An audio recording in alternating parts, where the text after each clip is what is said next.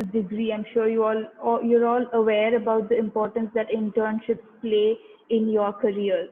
And to tell us more about it and to guide us with an internship strategy, we have with us Mr.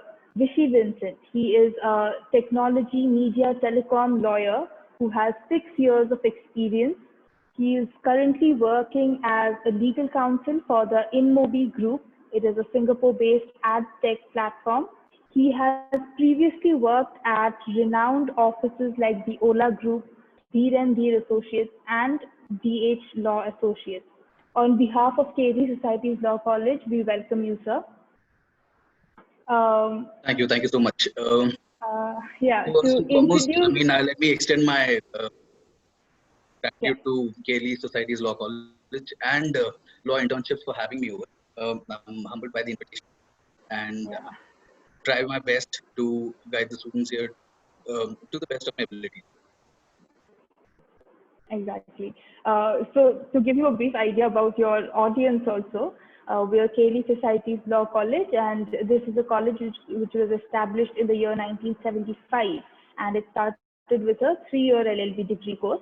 In 1996, we introduced the 5-year integrated degree course in BA LLB, and this was done to attract younger students who would commit to a professional course.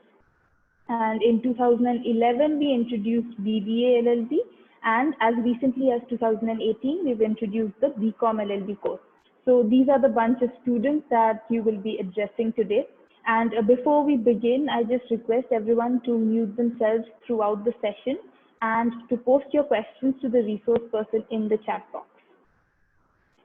Okay, so yeah, let's begin. So now that you have already had such an illustrious career, and I'm sure there's a lot awaiting you. What is it that, looking back at your college days and your internships, how would you define their importance in the context of a career in law?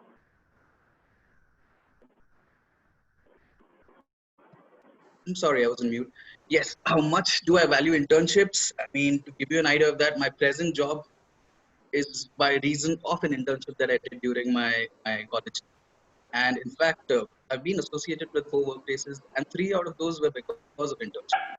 And not the traditional pre-placement offers. I mean, for those who don't know, a pre-placement offer is when a law firm makes an offer to you, or a company makes an offer to you while you're in college and expects you to join immediately after finishing your degree.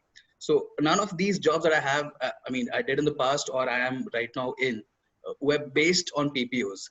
These were based on relationships that I developed during my internships at that point of time. And there's a lot that an internship can give you. I mean, we often look at internships uh, merely from the point of view of getting a job immediately, getting a pre-placement offer. That's not about it. I mean, there's a lot to take out from an internship.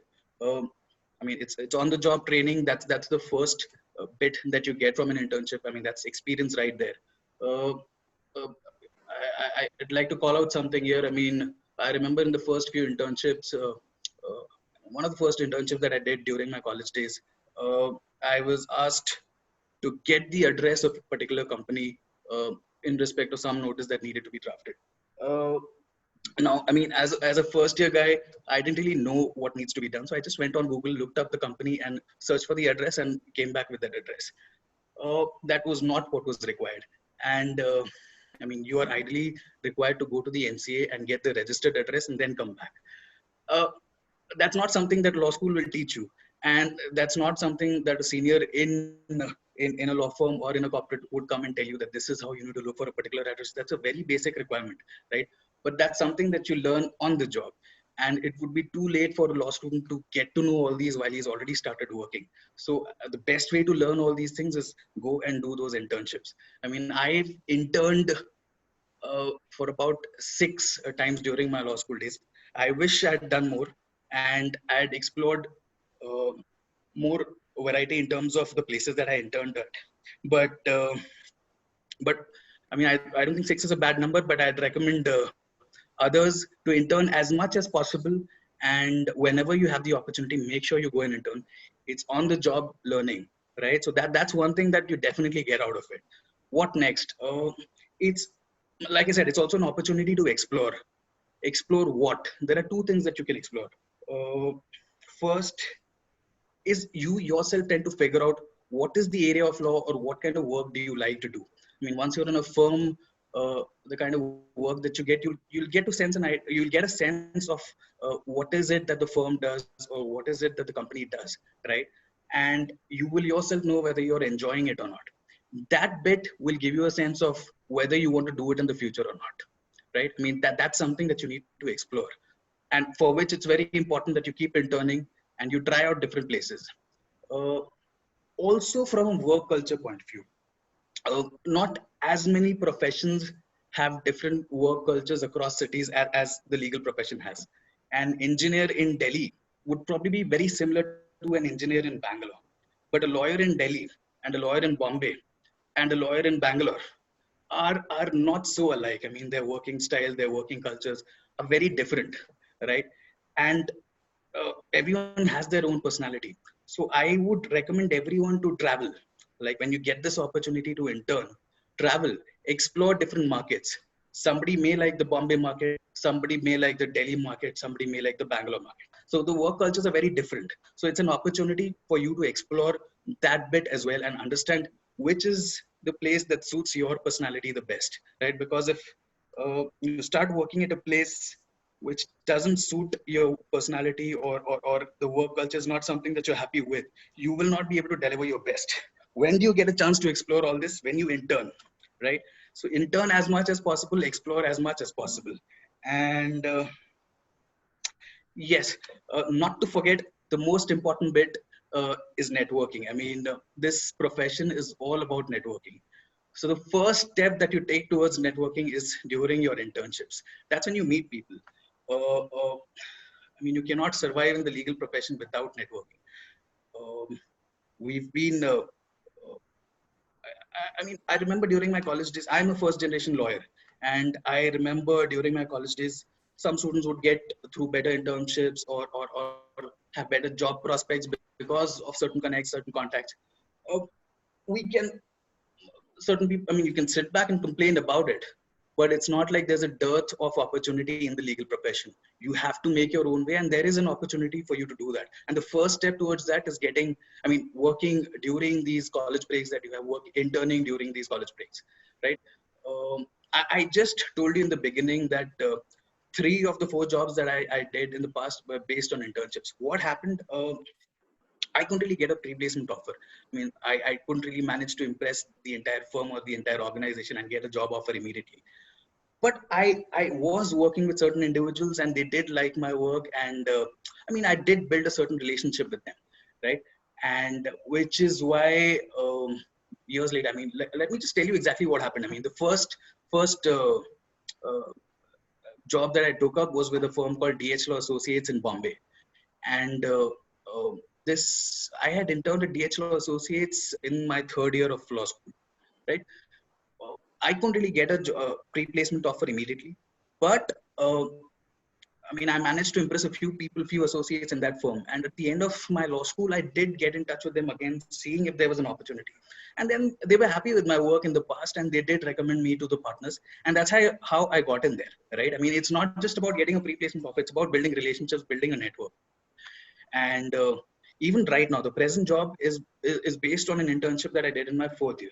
So one of the associates there is now heading a business, the legal bit for a business vertical at InMobi, right? So he was impressed with my work earlier, and he wanted me to be a part of InMobi. So that's how I got in here. So back then, and I mean, if I were to assess my internships then, I would think, no, it didn't really help much. I couldn't get a job. Nothing really happened. Oh, that's not true. I mean, you build a network. I mean, you start building a network right then, right there, right? And it's not just the people that those are seniors to you. I mean, it's not just about associates, senior associates, partners, even your co-interns. So while I was working with firms, some of my co-interns were working in different organizations, different companies. So they are your future clients. They are your future service providers. I mean, so you need to build relationships with your co-interns as well, because they are also going to be in the same legal profession. So start building relationships with your co-interns as well. An internship gives you plenty of opportunities. I mean, you just need to uh, take that in your stride and move forward. I mean, and make the best use of that particular period. It's a 30-day period usually, but it gives you a lot, right? And try and intern as much as possible. I mean, that's my take on internships. I valued them very highly. It's benefited me, and I'm sure it will benefit a lot of the students if they continue giving interest towards. I mean, making the best use of their time during college breaks. Right. So to summarize, PPOs are not the be all and end all of internships. You get to learn a lot more than just, getting a placement. It's more about learning skills, building relationships. And also, I believe what you meant was that when you intern in several places, you also get to know what you don't want to do, Correct. maybe. Right? That's right. You could also maybe on your journey, you figure out that this is something I want and this is something I don't want. That gives you more clarity during your internships. That's right. Having said that, I just like to state the fact that it's not that you don't go for a PPO. If there is an opportunity at a certain place, do attempt, do go for it. But I'm Yeah, thinking, if that doesn't happen, it doesn't mean you didn't get anything out of that internship. There's a exactly. lot that you might not even know about then, right? Yeah, But in a few years from then, you realize, okay, this is what I earned out of that internship. A lot of people expect uh, uh, most of the internships are unpaid, right? I mean, yeah, but don't worry about that. I mean, that's not what you earn. You're going to earn much more. yes, That shouldn't really be a criteria at that point of time. exactly. So now that you are in a position where you probably have interns working for you, right?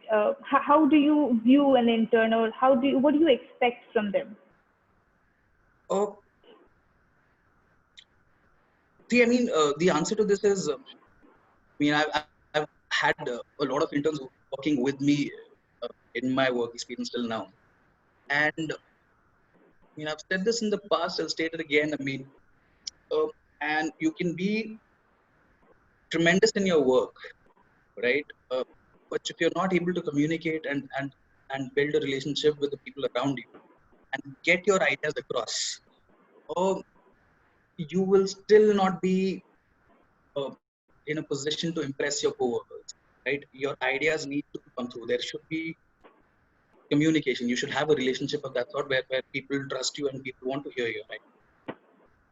You can be very chatty in the organization. I mean, you can have the best of relationships with the employees, but but not being good in your work is also not going to be helpful, right? It has to be a combination of these two factors. You need to be good in your work, and you need to be able to communicate with your co-employees or with your seniors in the law firms or in the organization. Uh, I mean, let's look at it this way.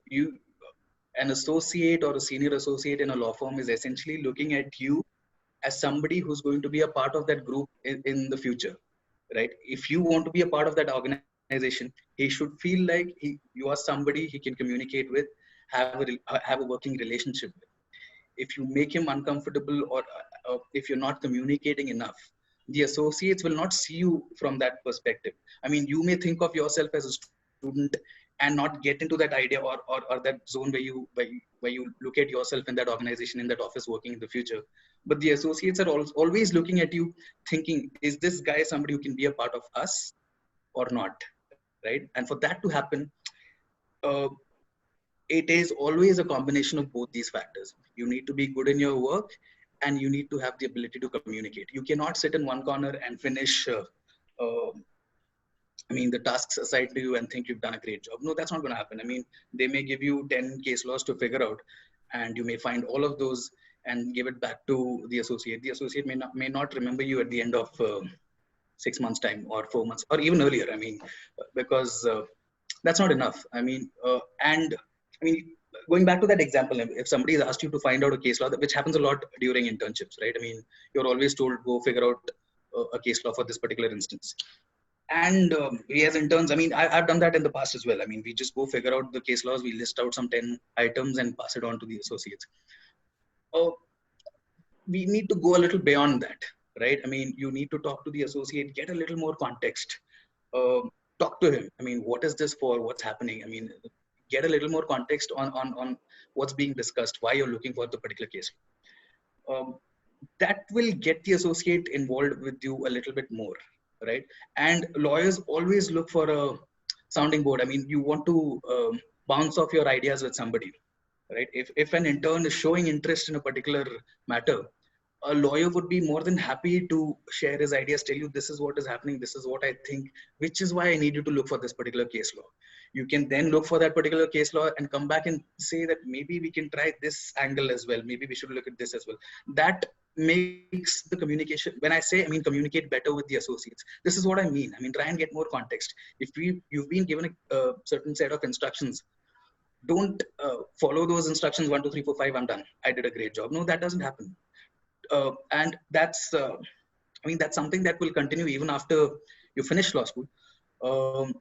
It's not just something that I'm telling you that you need to follow as interns. Even after you get into the profession, there needs to be a dialogue, there needs to be a communication, a free communication between all employees, which makes things better, which makes working relationships healthier, and will put you in a better position. Right, right. Those are actually very good suggestions. Now that I think back on my own internships, I realize I could have used some of those tips as well. But another question that I think a lot of students would be asking is, how do you get internships at great places? Like you said, you're a first generation lawyer and you've actually done all the groundwork to get where you are, and you've worked at great places. So how exactly does one's CV or their cover letter stand out amongst, the hundreds that are being sent to these offices? Oh, I mean, I'll also state the fact that I've been lucky to be a part of certain teams that is screening CVs for internships in a few of these organizations. Not presently, but earlier. I mean, I've been part of those teams. And when I used to be screening, I'll tell you, the first ones to be ruled out, or I mean, the ones you don't select straight away uh, are the ones where the formatting is really bad. Right? It's a two-page document. Uh, and it's a reflection of you, right? I mean, I can't see you, I can't talk to you, and that two-page document is who you are for me, right? And if you can't put in an effort on those 2 pages, I can't expect you to put an effort at the workplace. I mean, you can't put an effort on your on a piece of document, on a document that is a reflection of you. How do I expect you to work well in the organization and put in a lot of effort? I mean, in the day-to-day matters, right? I mean, ideally, it should be formatted decently. I'm not saying make it fancy or make your, when I say make it, I mean, I'm talking about the CVs, the resumes. Don't try and make it fancy, colorful. That's not what I'm saying. But I've seen certain CVs where the alignment itself is not there. I mean, the text keeps moving from left to right and you can't really figure out what's happening, right? I mean, and that's very, and that requires minimal effort, right? Just align the document. So that's the one bit. And not just that, I mean, you also need to be careful about the spellings. I mean, your CV needs to be carefully drafted, right? Like I said, I mean, it's a two-page document, which is a reflection of you for me right now, because I can't see you, I can't talk to you. All I know about you are these 2 pages, right? So put an effort in that document so that I can trust, okay, I mean, that doesn't tell me much about you, but at least I can be confident that, I mean, it doesn't rule out your candidature right away. Because if you've not worked on the document, I can't expect you to work on something that I give to you as well, right? It's your own document you didn't work on. How do I expect you to work on my documents? So that was something that I looked at. It may be different for different people, but I'm just certain, I mean, something out which I used to check while I was working. And further, yes, I've also noticed that some people in their CVs do mention I worked on Contract Act, the Companies Act.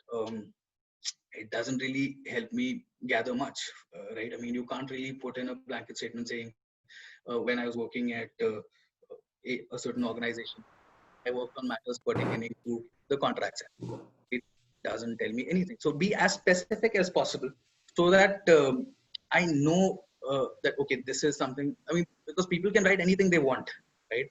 And uh, for for previous internships, nobody's going to call back that organization and ask whether this intern did these items or not. So it won't be possible for the organization to recollect as well whether a certain intern did ABCD items. So uh, be specific in what you provide in your CV so that I know, okay, this is a particular, I mean, it doesn't need to be something very complicated, right? You don't need to try and impress the other person by putting in some complicated piece of law or something uh, which is not expected of a law student. You go beyond. Um, I mean, it needs to be very simple. It may be something as basic as the elements of contract, right? I mean, you did basic research on that.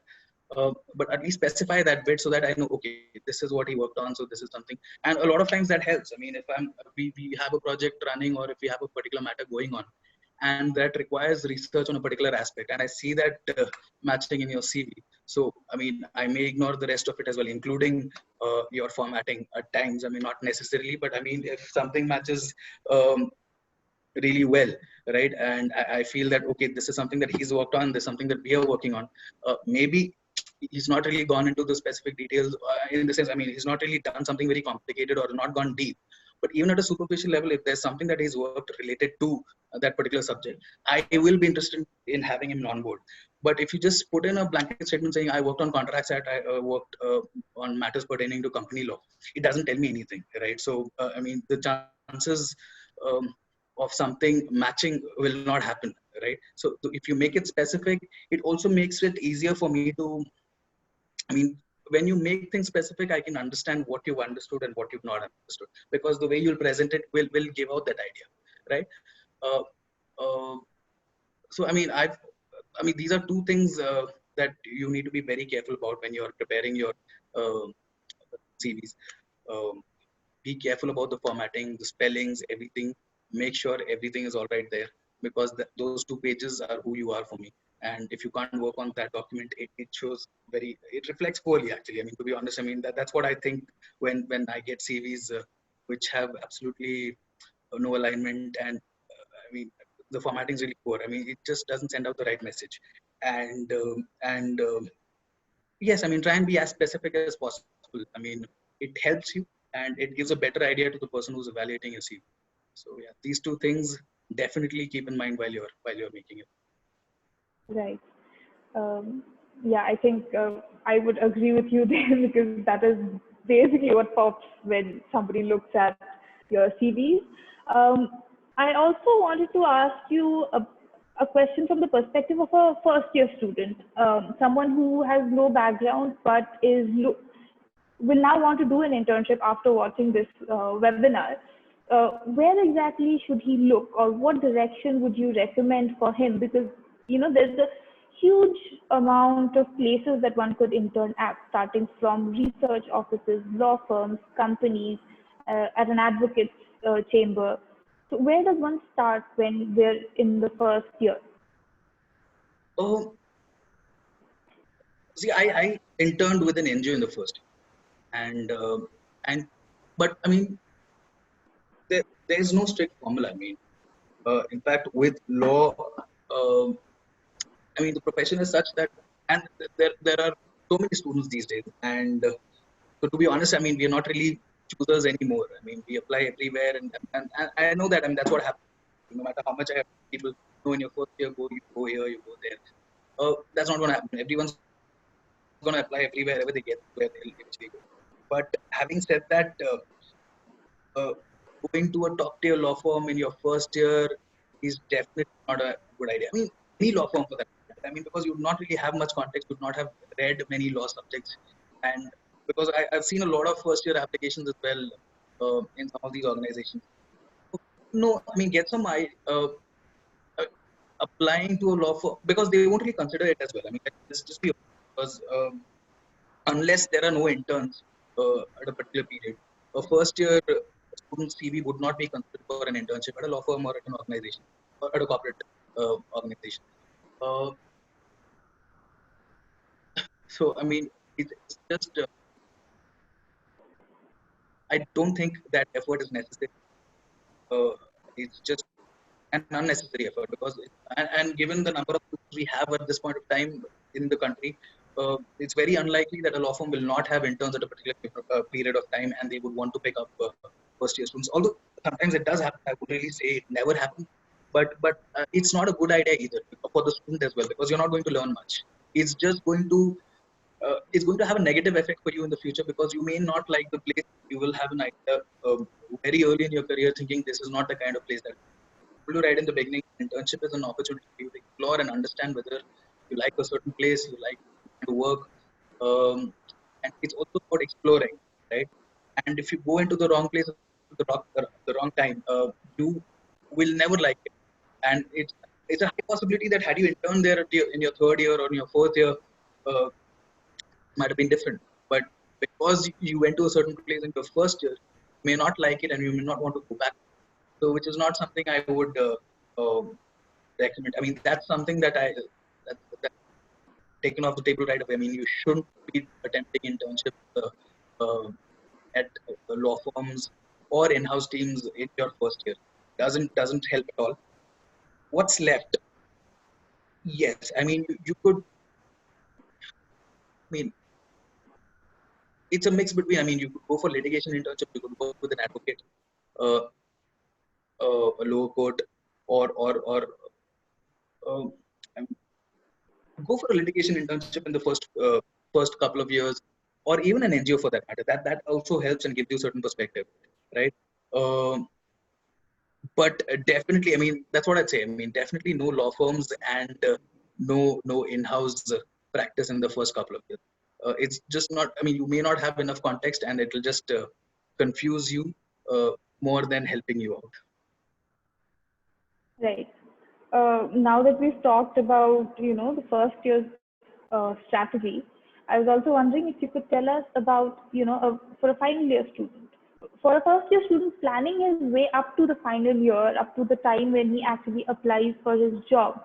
What are the things, because internships are something that you write down in your CV. I mean, that's basically what, counts when somebody looks at your, considers you for a job.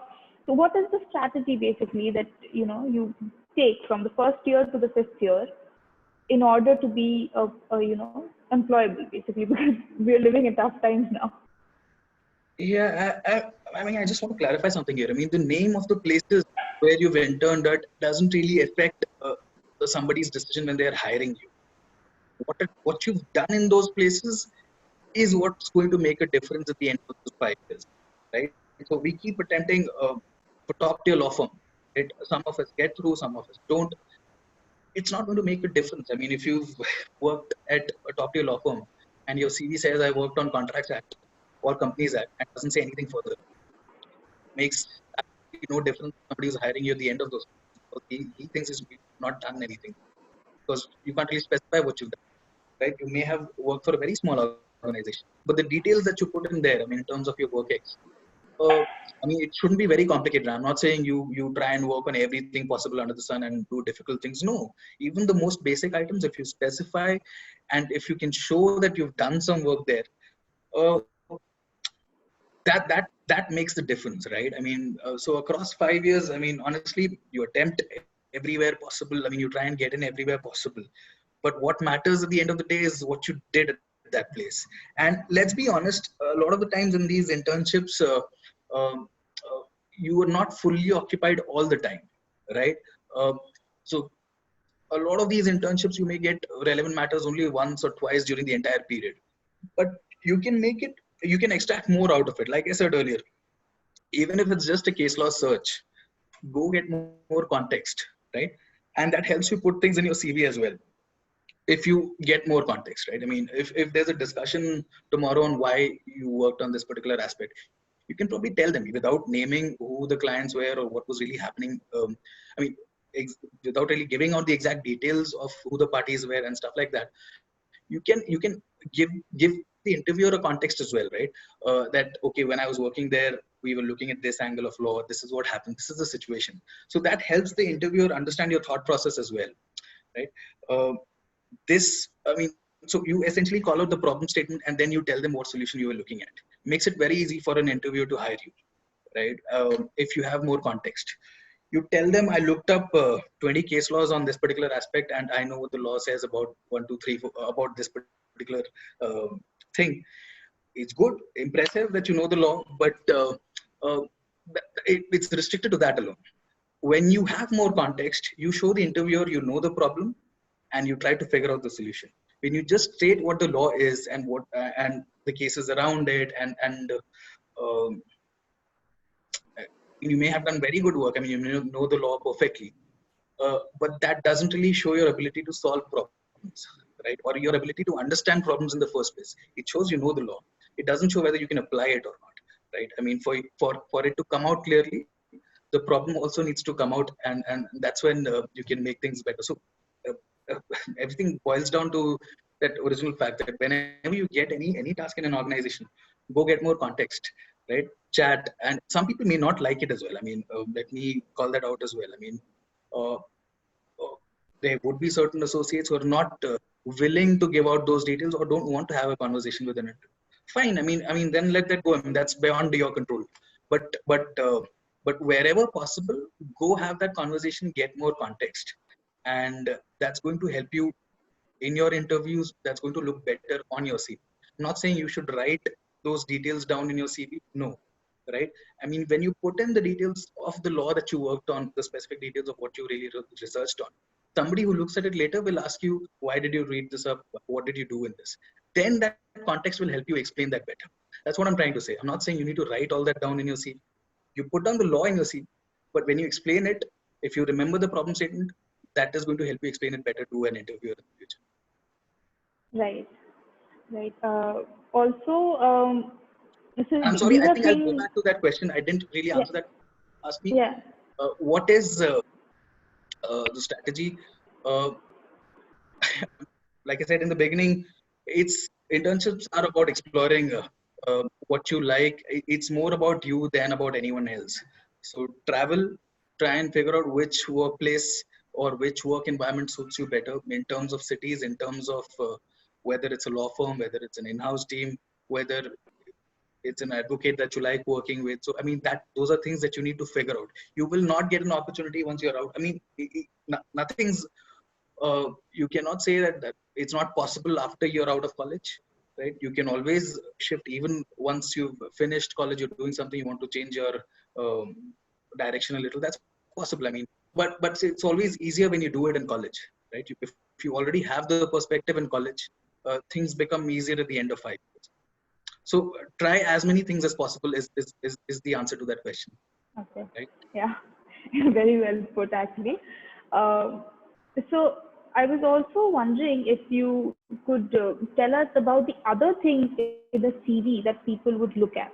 For instance, a law student would also be putting in things like his moot court participations or wins or maybe paper publications. How much do those things factor in when selecting a candidate for an internship? uh, Very important. I mean, uh, co-curriculum co-curricular activities are very very important. And of the lot, if you want me to state which is more important or less important, depends. I mean, depends on the place that you apply it as well. Uh, so I mean, let me be honest. I mean, when you work for a corporate team in a law firm or uh, there, you're not going to be arguing much. It's going to be much of the work is on paper. You type out certain things, you and responses to certain things. So it's essentially most of the work is related to reading and writing. Your oral skills don't really need to come from except in terms of communicating with each other. I mean, I won't rule that out completely. Every job requires all these three things, but the weightage is what I'm talking about. Uh, so if you've published enough papers, that shows me that you know how to do and I mean that shows me how you know how to do research and you can put it down in a way that people can understand, and which is why it got published in the first place. And you know the format, your writing style is good, so that gives me an idea of that. So paper publications do tend to make a difference. It gives out a very good impression. Having said that, moods count as well. I mean, it gives out I mean, it's a clear message that the idea that the person can communicate well, right? And and of course, I mean, that also shows analytical skills. I mean, I'm not saying it doesn't, but that wouldn't really give out the clear idea of a complete picture of whether the person can put things down in writing and pass on the message clearly as well. Moods are highly valuable. I'm not downplaying their relevance or importance, but in terms of certain organizations, a paper publication may send out a better message. And see, I mean, that's my opinion. It may not necessarily be 100% true, or somebody else may look at it completely differently. I mean, it depends on somebody who's hiring as well, right? If I've done 10 moods and I see somebody, I mean, and I'm the hiring manager, and I look at somebody who's done, uh, put a lot of weightage on moods and done a lot of moods, I'd be happy to hire him. So those factors also come into the picture. But uh, uh, and and it's not that people are not impressed by moods. Very impressed. I mean, that's something that definitely calls out the fact that somebody has the ability to communicate, has the ability to analyze and put his ideas across, right? So both these things are important. But if you were to ask me between these two, which would I pick? I mean, I would definitely pick paper publications, because I mean that gives a different idea to me. I mean, I know the person can put his ideas on paper and uh, pass it on to the next person. So yeah. Okay. But again, that's subjective. Let me again call that out. It differs from person. Okay. So yeah, both moods and paper publications are also very indicative of what a person is like when when you want to call him for an internship. Not to rule out debating Quickly, as I well. would also Sorry, I'm just going back. We shouldn't rule out debating as well. That right, also gives out a uh, gives an idea of, again, the same thing: the ability to communicate, the ability to uh, analyze on your feet, and give the idea to the other persons. I mean, and pass on the ideas to the other person. I mean, that's something that's very crucial in this profession. I mean, you can't communicate your ideas. Uh, it's difficult to survive in this profession. I mean, to me, that communication channel needs to be open. So that's also a very relevant factor. right. And organizations look at which mode of communication they use more often, and that's how they base their decisions. Yes. Maybe if it's a Okay. leadership role, you would probably want. I mean, if there's a top mood that you've won or you've been a part of, it could be the deciding factor. I mean, depends. I mean, depends on the circumstances of hiring as well. Yes. Right. I also quickly like you to give. There might be a few students who are not exactly sure how to go about approaching for a PPO. Let's say that they're doing their internship, they're doing what they need to do. What exactly are you supposed to do to be considered for a PPO? How direct do you have to be? Who do you have to talk to? Right. Crucial that you let them know this, right? I mean, you need to talk to them about the fact that you are looking at this opportunity as an opportunity for a pre-placement offer. I mean, you are expecting that, you want that bit, right? You uh, I mean, that communication also needs to happen. The firm needs to know how you're looking at that, or how you're viewing that internship as well. And because then the communication will come back on whether they are looking at the prospect of hiring you or not, right? That also becomes slightly clear with that conversation. So it's important that if you're in that particular year of, I mean, in the particular phase where you're looking at a pre-placement offer while you're interning, it's important that you do have this communication. You do talk to those people about the fact that this is how I'm as a touch, and have that conversation right at the beginning. It's okay, and and because I mean that again doesn't. I mean, it sends out a good message only that you're talking to them, and there is that communication channel, and they would again respect that fact and tell you whatever it is, right? Once you have that communication channel, the firm itself will let you know what it expects from you in the next 15 days, 30 days, uh, and work, like I said, is critical. I mean, you can't be friends with people and not be doing your work. That's not going to help you, right? You need to be good at your work as well. But again, going back to the answer, to that first question and to that first answer, you also need to have the ability to connect with certain people, right? You need to talk to certain people. You can't sit in one corner if you've been assigned 5 items. You finish those 5 items and come back and go back home and think that today I did a great job. Honestly, you did, because I mean, you may have done a great job technically. I mean, you were asked to do 5 things. You did those 5 things. But did you make an impression, or did you give the idea to the other person that yes, I can be a part of this group that you have here? No, because I mean, like I said in the beginning, those people are looking at. I mean, if that conversation has happened, and where you're looking at a PPU, or even without the conversation, if that possibility is there, uh, so what people are also looking at is whether you can be a part of that circle or not, or that limited group or not, right? So being aloof and just following your instructions is not going to be helpful. Uh, like I said, it's an opportunity to network, talk to them. If things don't work out, you don't get the offer. Also, maybe in the future things will work out, and something else will open up. But don't sit aloof and follow the instructions and think everything is fine. Connect, get more context on matters that you're working on. Talk to them, suggest your ideas as well. I mean, there would be times that sometimes lawyers hit a mental. I mean, come to reach a dead end with certain issues, and where there could be, and because I mean they've been away from academics for a while, so and they've been doing a certain kind of work. Only sometimes only limited ideas come to a particular lawyer, right? They come to a dead end. A law student can actually help him think beyond that, right? As an intern, if a lawyer has hit a dead end, if you give an idea, say, oh, I mean, I've been reading about this, and because I mean, law school, in law school you read about.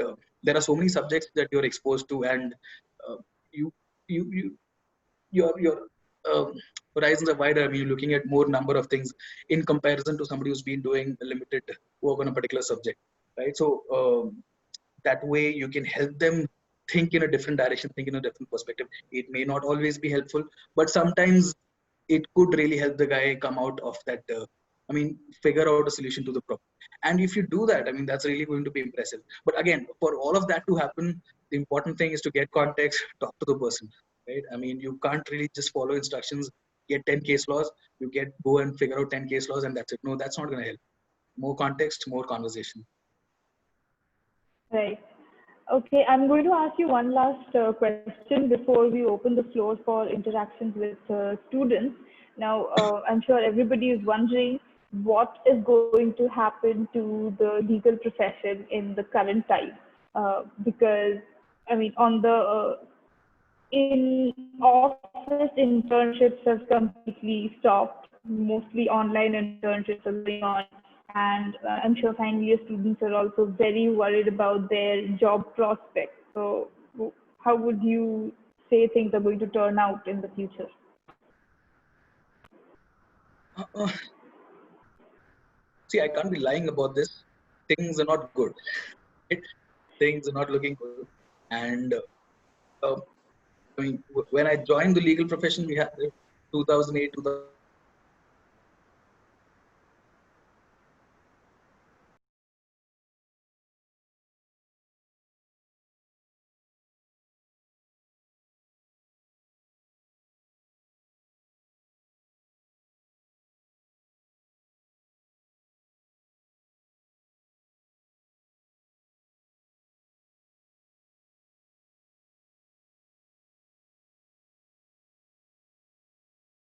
I mean, they are our client, and I mean, working in a law firm, how the other corporations are doing matters because those are your clients.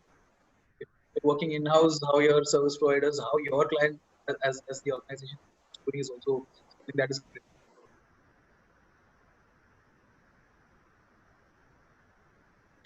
This is actually a tough one. See, and about internships going online, don't worry. The entire world has gone online, and our jobs have gone online. So I've not really been to office since March, and and so online is pretty much what it is the real thing right now. So don't worry if you're getting online internships. The fact that you're getting internships is good enough. I mean, that still has value and does make a difference. In fact, there's a silver lining here. I mean, there's an opportunity for interns. There's been a lot of uh, a lot of people have been laid down. Laid off, and there's been a lot of firing. So their organizations are cutting costs, right? I mean, so they've lost on a lot of employees. So this is an opportunity for interns. I mean, they are looking at interns as well. It's not like internships have gone down, right? Organizations are generally looking at people to help out at low cost. And honestly, I mean, I'm being very honest and fair about it. I mean, internships are something that will help organizations get out of this better. I mean, and this is the time for you to make an impact, right? I mean, they are running out of options. They don't have a lot of organizations don't have the resources to come out with solutions for certain problems, their legal problems.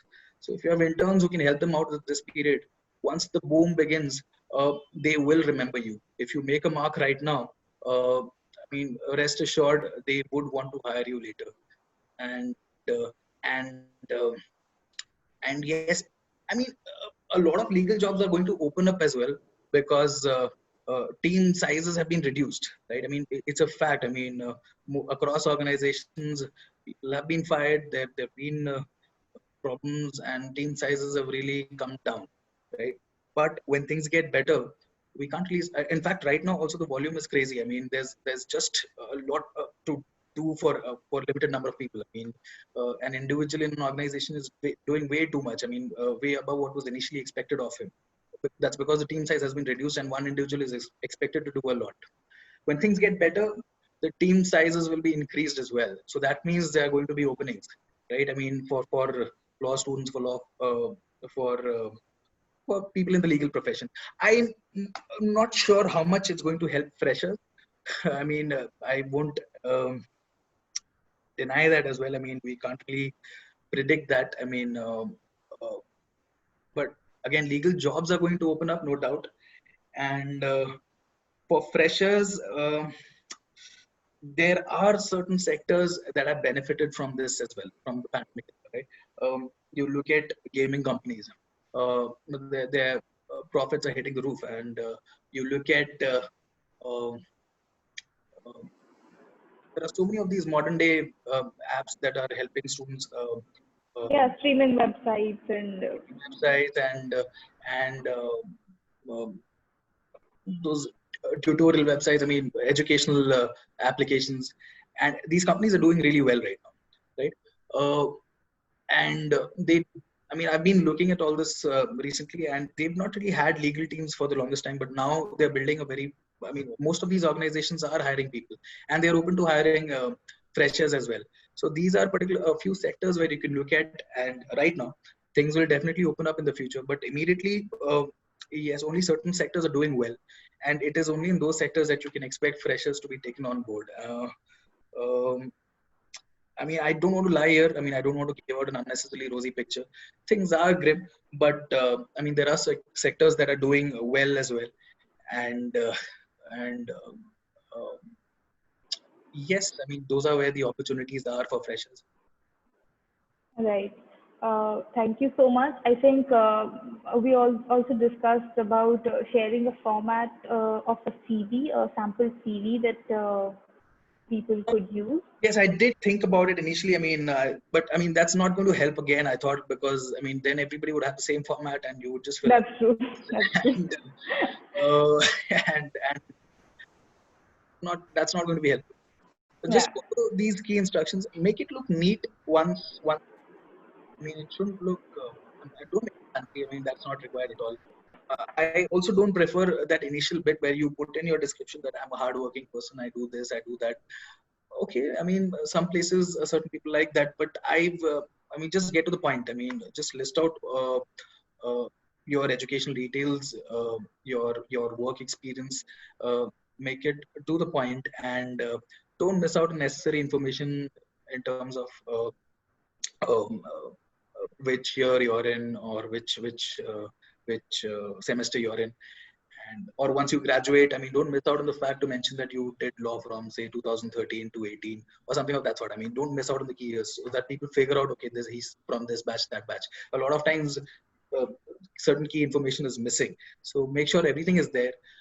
uh, the spellings, the grammar, key. I mean, and again, I mean, one more thing: don't make it a 10-page document, right? Or I mean, and a CV should be ideally not more than 2 pages, and that's enough. But again, that's a reflection of certain things. If you send a firm, I mean, I've received those CVs as well in the past. I mean, you get 6-page CVs. I mean, a length having a length of 6 pages or 7 pages. What message does that send out? I mean, you that. I mean, it doesn't necessarily mean that you think a lot about yourself, but I mean, it does mean that you have no idea of how a firm or an organization works because nobody has the time to go through 7 or 10 pages about you, right? I mean, that's an indirect message there that you can't expect somebody on the other side to be reading 10 pages about you. No, not going to happen. I mean, it's best to have 1.5 to 2 pages. In fact, a 1.5 page CV is the best. I mean, if you can put it in the most concise and precise manner and have it neat, that is more than enough. I mean, even after years of experience, no matter how much experience you have, it's best to have a 2-page document, not more than that. And because honestly, I mean, nobody's going to read that. I mean, people are struggling for bandwidth across organizations, and a 2-page document is more than enough. And that's one thing.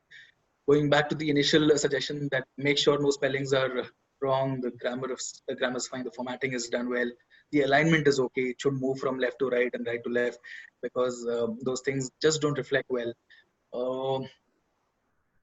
Make it look neat. That's it. These are important. Okay.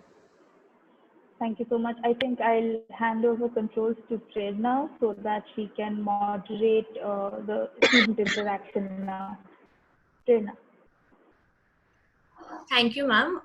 Now we open the floor for questions. So if any one of you have question, kindly unmute yourself or write your question in the chat box.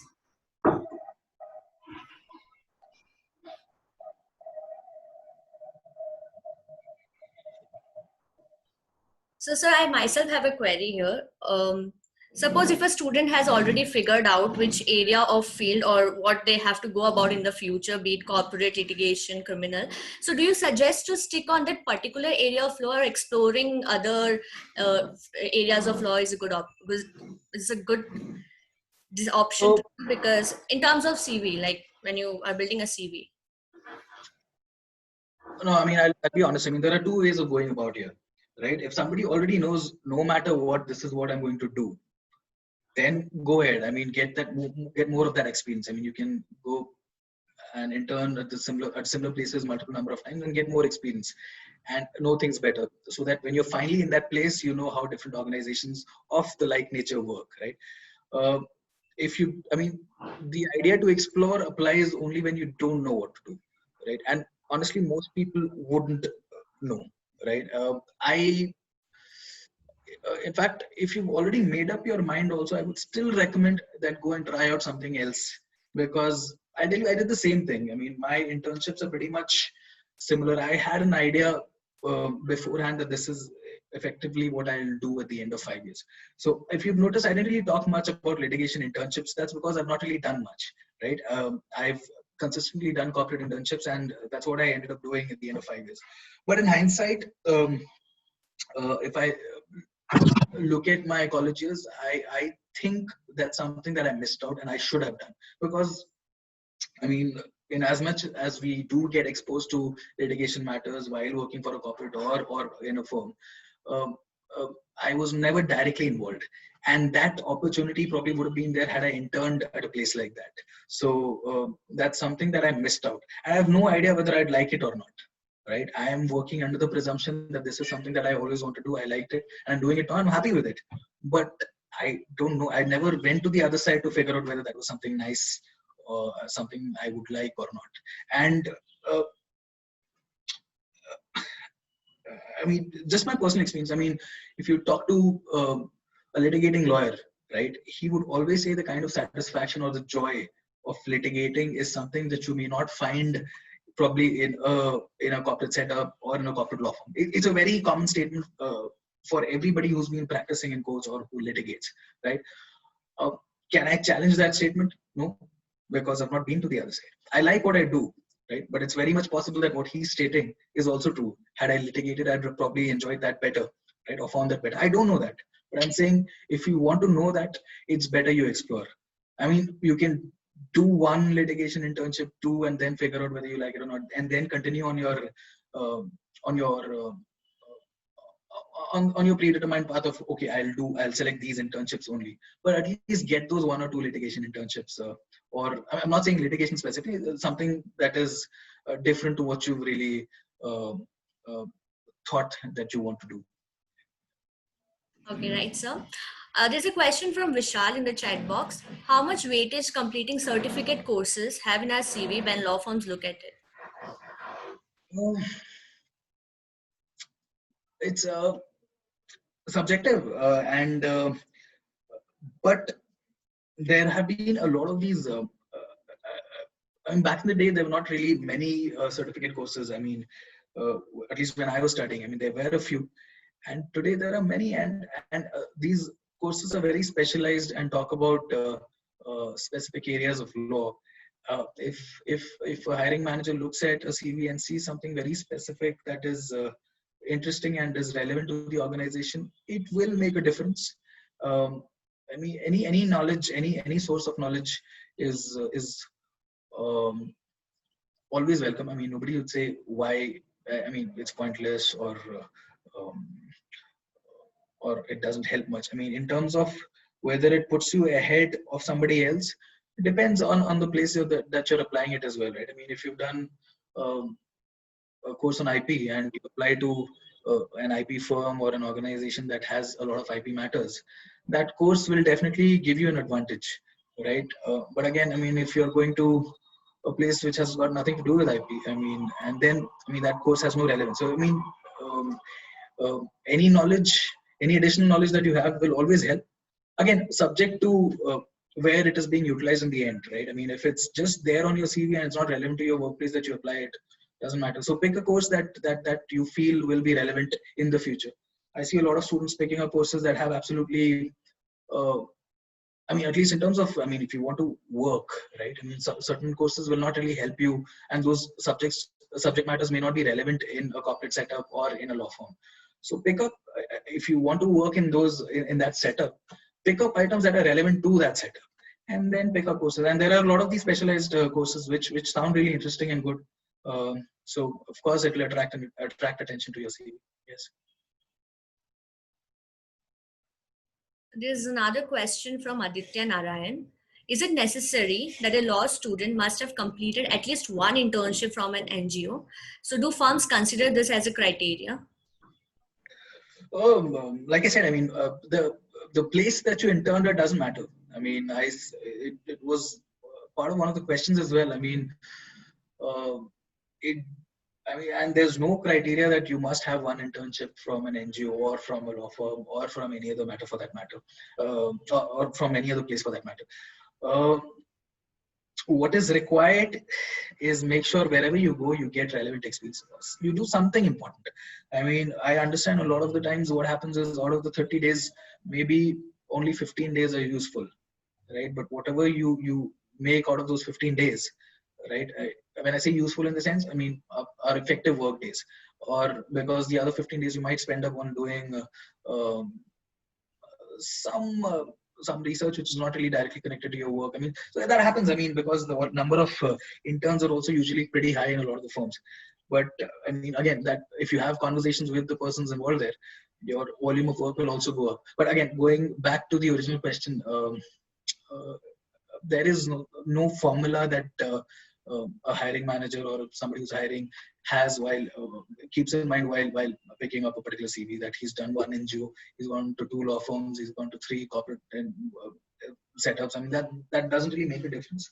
What's inside the heading is what makes the difference, right? You may have worked in the smallest of places, but if there is some interesting thing, or not necessarily interesting, if there's some specificity that you've shown in a particular area of law, that attracts attention. There's another question from Atulya. How important is a cover letter while applying for internship? Oh, yes, that's actually an interesting, good question. I again, I mean, I've seen a lot of these formula cover letters, which I mean, the template is ready, and in fact, I've seen it. happen across institutions. Pretty much all students from the same institution use the same cover letter for some reason, and that happens across institutions. I mean, a certain institution will have a certain type of a cover letter, which probably some senior or somebody in the university might have passed on, and everybody's using the same cover letter. It doesn't help. And don't it doesn't have to be again, I mean, I'm talking from the perspective of a corporate law firm or an in-house team, because that's where my experience has been. The cover letters need to be precise and to the point, right? I mean, don't put in those lengthy essays of and describe in detail things that are not necessary, right? Just come to the point that this is what I've done, this is what I'm interested in. I want an internship from this period to this period.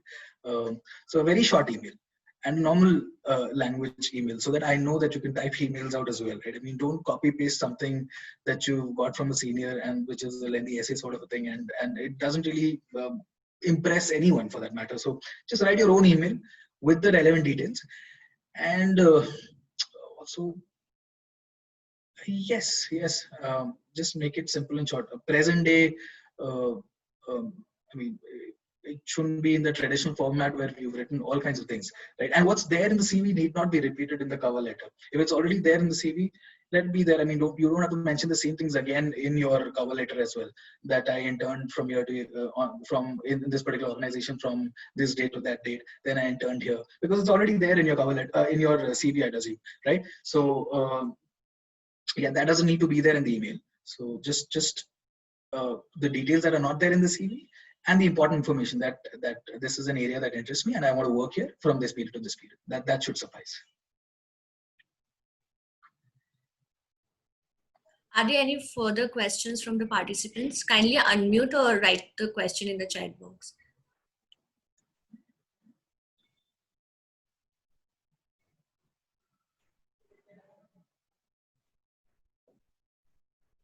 So considering there are no more questions, so we'll go ahead with the vote of thanks. I, Prerna Kala, on behalf of Law Internships and Keli Society's Law College, extend our gratitude to Mr. Rishi B. Sir, who honored us with this enriching session and took out time of his busy schedule, and also to Ms. Shimona Wahid Ma'am for being the moderator for this session. I must also mention our deep sense of appreciation to all the students who are present today. Hope this session was a great learning experience for all of you. Thank you again, one and all. Thank you.